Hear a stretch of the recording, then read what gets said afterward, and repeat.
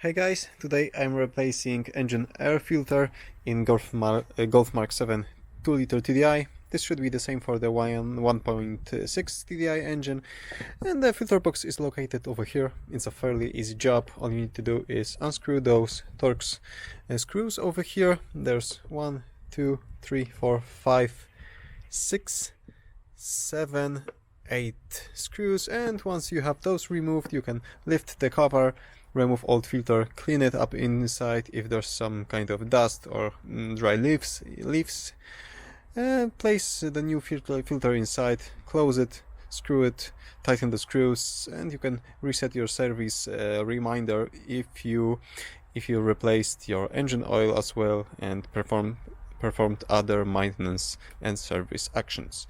Okay, so let's get to it. This is T25 torx drive.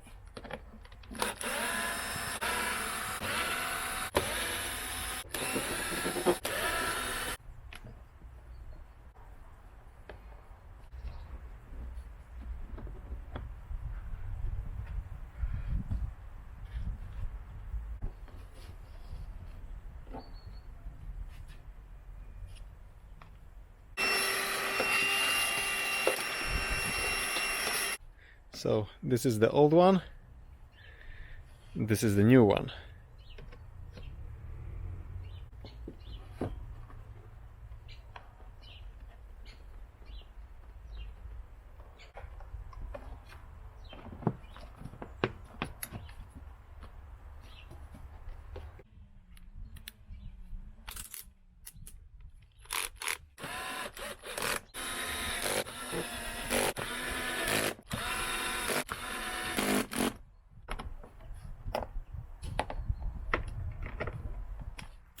Okay, that's it.